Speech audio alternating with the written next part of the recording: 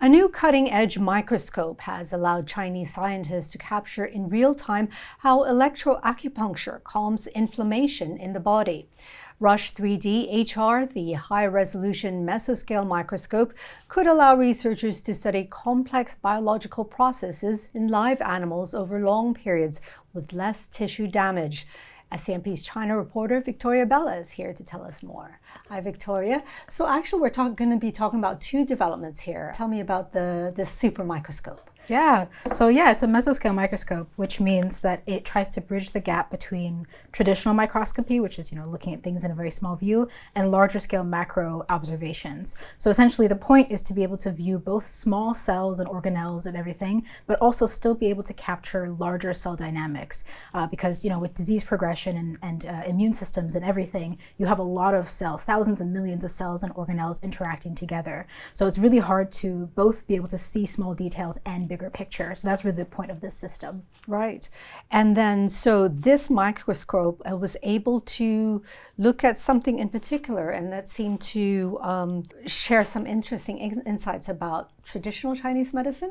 Yeah. So they did a few things in this paper, in this Nature Biotechnology paper. They sort of introduced the microscope at first, and then they tested a few different things with it. And one of those things that they tested was imaging neutrophil swarms, which is swarms of these immune cells that happen when there are inflammatory cues. Now, that's something that's typically very hard to see in live whole animal organs, but they did image that in mice. And after imaging that, they were able to actually use that as a biomarker to test out electroacupuncture. So they took a popular acupoint that is used in traditional Chinese medicine, that is kind of right under the knee joint, and they were able to use electroacupuncture to suppress the inflammation in the mice spleen that they had sort of induced inflammation in. So it helped verify electroacupuncture's ability to suppress inflammation, but it also helped verify that their system is able to capture these cell dynamics that are usually really hard to see and rare. So just to clarify, electroacupuncture, how is this different from, like we always talk about acupuncture? So electroacupuncture is based on the principles of acupuncture, but it adds a gentle electrical stimulation. So it's a little bit different, but it uses basically the same principles, but just adds that element. So what did they actually see, and what sort of conclusions were they able to draw based on what they saw in this, using the super microscope?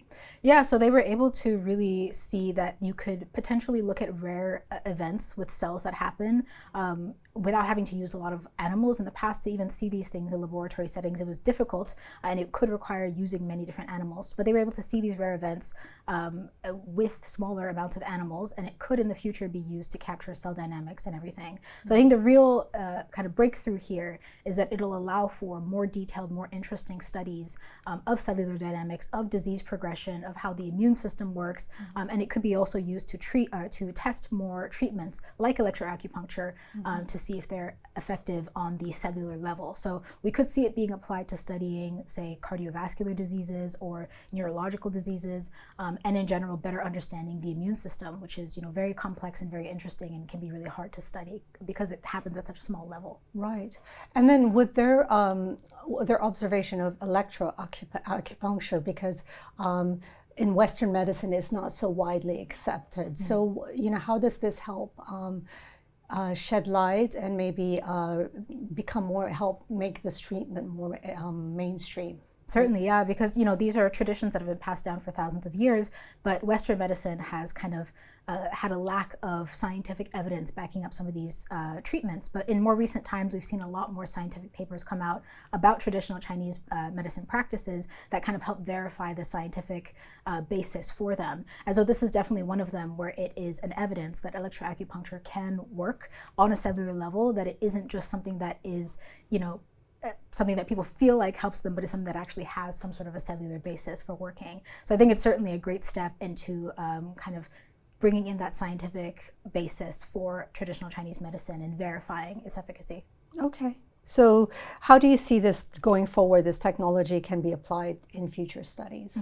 Well, I'm very excited to see what kinds of things that they manage to image in the future. I think being able to see cells at this scale is really fascinating, and I feel like they already were able to do several new things in this paper. And I'm excited to see how they could use this to better study diseases and everything, because those are things that are so hard to see and understand. And a lot of these diseases, we've known about them for a long time, but it's just so hard to understand them. So I'm hoping to see some very fascinating breakthroughs breakthroughs come from using this microscope. Great. Thank you, Victoria. Thank you. So you can read more about this super microscope and how it works at scmp.com.